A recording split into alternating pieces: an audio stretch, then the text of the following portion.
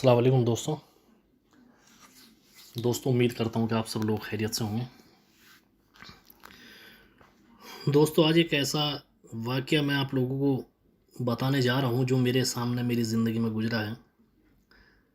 अमलियात की लाइन में क्योंकि बहुत जगह बहुत दूर-दूर तक धक्के खाए, जहाँ जिसने जो बताया वहीं मैं गया हूँ, क्योंकि मुझे एक ऐसी लगन थी कि मैं हमेशा ये देखना चाहता था कि वाक़ई इस दुनिया में कुछ है या नहीं है, इस तरह की जो भी स्पिरिचुअल पावर है।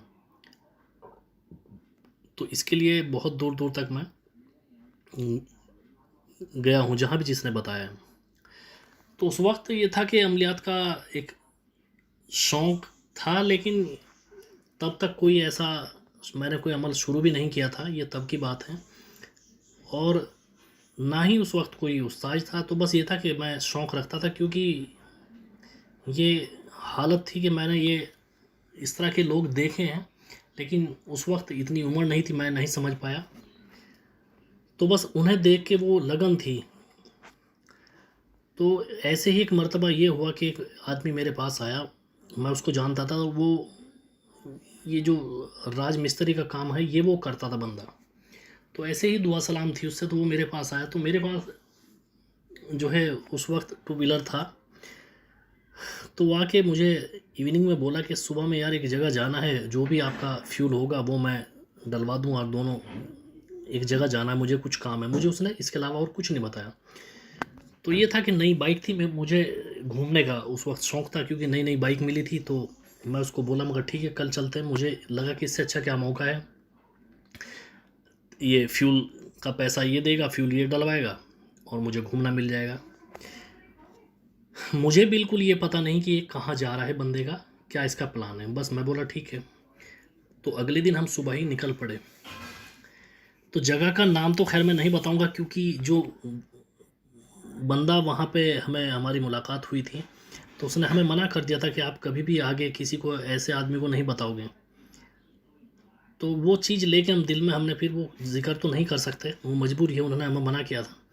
लेकिन वो ज़रूर बताऊंगा कि जो मेरे साथ गुजरा था। तो उसका नाम असलम था।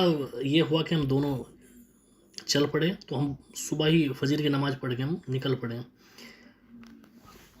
तो करीब ऐसा था, करीब करीब 180 190 किलोमीटर के आसपास का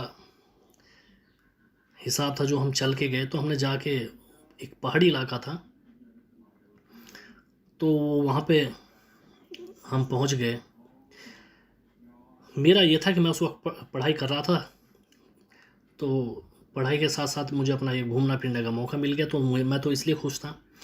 तो जब मैं गया, जाके मैंने देखा उस आदमी के साथ पहाड़ियाँ हैं, तो पहाड़ी में वो चल के छोटी छोटी सी जगह रास्ता बना हुआ, वहाँ हम वो मुझे लेके गया। तो मैं उसको बोला भी मैं कहाँ जाना है, गाड़ी थोड़ी दूर हमने रोक दी। तो वो बोले कि आ जाओ एक जगह चलते हैं, बहुत ज़रूरी है। तो उसको किसी ने बताया हुआ था कि कोई वहाँ पे कोई बाबा रहता है, वो सट्टा देता है। आपको मैं यकीन के साथ बताऊँ, मैं उस वक्त जानता भी नहीं था सट्टा है क्या, है कुछ भी नहीं मिलता मुझे। तो हम वहाँ पे चले गए। जाने के बाद ये कि जो जगह उसको बताया था, मुझे तो कुछ भी पता नहीं। वहाँ जाके उसके साथ में हम खड़े हो गए, तो वहाँ कोई भी आदमी हमें कहीं नज़र नहीं आ रहा। मैं बोला यार कहाँ आ गए, यहाँ पे तो कहीं भी कोई आदमी नज़र नहीं आ रहा। अब उसके बाद कुछ वक्त इंतज़ार करके हम करीब आधा घंटे के आसपास हम वापस होने लगे। तो मैंने देखा कि जी जो पत्थर था वहाँ पे काफ़ी बड़ा, उस पत्थर पे जो ब्लैक बोर्ड पे लिखते हैं चाक से, उससे लिखा हुआ है कि सट्टे वाले कोई, दड़ा सट्टे वाले कोई ना आए। तो मुझे कोई इस चीज़ का कुछ नहीं है। मैं बोला भाई पता नहीं क्या बात है। वापस हम चलना शुरू कर दिए। तो हमने देखा कि पीछे से एक आवाज़ आई, बोला बच्चा रुको। तो हमने थोड़ा पीछे मुड़ के देखा, तो एक बच्चा ही खड़ा है। तो जो असलम था, बल्कि वो मुझे कहने लगा, बोला खुद बच्चा हमें बच्चा बता रहा भाई ये कौन है। तो हम वापस गए। तो हमने जाके उससे, वो बोला कि आप दड़ा पूछना है। उसने दड़ा बोला, मुझे आज भी याद है। और छोटा ही बच्चा होगा, करीब करीब 9-10 साल का। तो वो असलम कहने लगा जी हाँ। तो कहने लगा इधर आओ। अब वो आगे आगे और हम दोनों पीछे पीछे। तो वो एक गुफा सी बनी हुई थी, उसमें वो हमें लेके गया अंदर। तो वहाँ जाके बोला कि बैठो। अच्छा, वो भी बैठ गया, हम भी बैठ गए। अब वहाँ जाने के बाद वो बंदा बोला कि इतना कोई स्पेस भी इतना कोई ख़ास नहीं था, थोड़ा सा स्पेस था, और वहीं कुछ पूजा पाठ के कुछ सामान रखे हुए थे, और एक दो ऐसे थे जो थोड़ा कैरी बैग की तरह पॉलीथीन सी वो टंगी हुई थी, जिसमें मुझे लग रहा था कि शायद कपड़े हैं। तो हम नीचे बैठ के वहीं जाके, तो वो बोला कि सट्टा लेने आए हो? वो बोले जी हाँ। मुझे बोला, मैं बोला जी मैं तो जानता भी नहीं, मुझे तो पता नहीं। बोले कि आप नहीं जानते? तो उसने उसको बोला असलम को कि आंखें बंद करो दोनों। तो उसने उसकी तरफ इशारा किया, तो उसने कर ली। फिर मुझे भी बोला वो बच्चा कि आंखें बंद करो, मैंने भी आंखें बंद कर ली। अच्छा, उसके वो करीब आधा मिनट के बाद बोला आंखें खोल लीजिए। तो हमने आंखें खोली, तो हम देख के डर गए कि वो ऐसा या तो बच्चा था, और ऐसा कहीं लेफ्ट राइट कहीं से ऐसा कुछ नज़र भी नहीं आ रहा कि जहाँ से कोई आदमी आ सकता है। तो उसके बाद ये हुआ कि वो ऐसा लग रहा है कि वो तो बच्चा करीब करीब ऐसा हो गया, करीब 90 या 100 ईयर का बंदा बैठा, बड़े बड़े बाल। और तो हम देख के डर गए, यार यहाँ पे तो वो था जो बच्चा था। लेकिन अब वो बोला कि आप क्यों आए हैं? तो असलम कहने लगा जी मैं बहुत परेशान हूँ, मैं कोई ठेका लिया था और उसमें मैं बहुत कर्जे में दब गया और मैं परेशान हूँ जी। तो जी मुझे तो खैर उन्होंने नहीं कुछ कहा, क्योंकि मैं इस चक्कर में गया भी नहीं था। तो उसको बोला कि सट्टा लेने आए या कहाँ? बोले कि ठीक है। बोला खाना खाओगे? अब डर डर में हमने बोला भाई, उन्होंने मेरी तरफ देखा, मैंने उसकी तरफ, हम बोले भाई ठीक है, हाँ कर दो।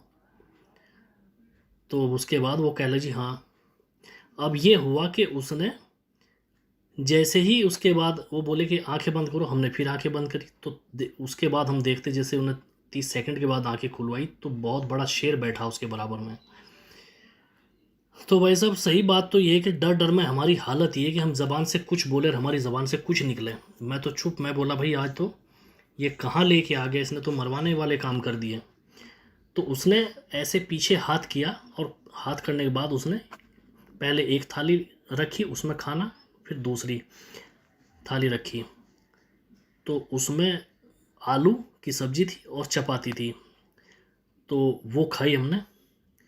बस खाई क्या, ये मान के चलिए कि उन्होंने जो बोला उनका हुक्म हमने पूरा किया। लेकिन हमारी डर में हालत इतनी बुरी कि बहुत। तो बोलता है, उन्होंने फिर एक शब्द बोला कि ये मान के चलिए कि आज मेरा जो शेर है वो उसका पेट भरा हुआ है, वरना तुम्हारा शिकार करता। अब ये अल्लाह जाने कि उसने हमें डराने के लिए बोला कि कभी ज़िंदगी में ये इस तरफ पलट के ना आए, या भाई क्या बात थी ये अल्लाह जानता है।